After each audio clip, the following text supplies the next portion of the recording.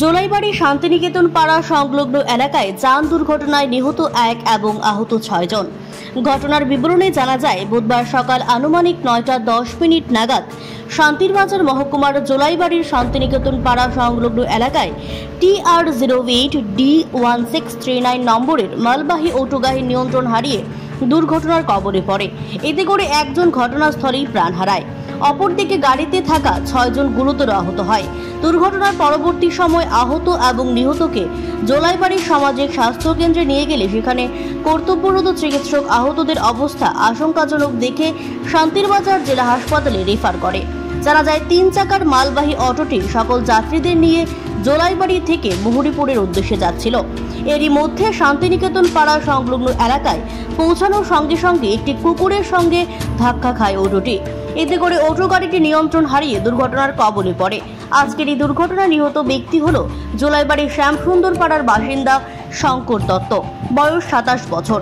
অপর আহত 6 জন হল শ্যামসুন্দর পাড়ার বাসিন্দা বিজয় মজুমদার, বয়স 41 বছর, শান্তিনিকেতন পাড়ার বাসিন্দা আশিস সরকার, বয়স 43 বছর, মহামণি টিলার বাসিন্দা কেশব দেবনাথ, বয়স 37 বছর, সাগরডিপার বাসিন্দা শম্ভু মুহুরী, বয়স 39 বছর, শ্যামসুন্দর পাড়ার বাসিন্দা সমীর বিশ্বাস, বয়স 42 বছর, সচিরাম বাড়ির বাসিন্দা শঙ্কর মজুমদার, বয়স 45 বছর।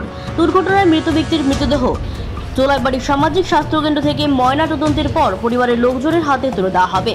অপরদিকে স্থানীয় পশু চিকিৎসালয়ে দুর্ঘটনায় মৃত কুকুরটির মৃতদেহ ময়না তদন্ত করা হয়। দুর্ঘটনার সঠিক কারণ জানতে তদন্ত নেমেছে বাইঘোড়া থানার পুলিশ। আজকে সকাল অনুমান 9টার দিকে আমরা একটা খবর পাইছি যে জোলাইবাড়ি বিলোনিয়া রোডে একটা অ্যাক্সিডেন্ট হয়েছে। অ্যাক্সিডেন্টের খবর পাই আমরা দ্রুত ঘটনাস্থলে আসি। আসার পরে দেখতে পাই যে একটা গাড়ি TR08D1639 একটা 3 চাকা অটো মাল গাড়িটি একটা অ্যাক্সিডেন্ট হয়েছে এবং অ্যাক্সিডেন্টের ফলে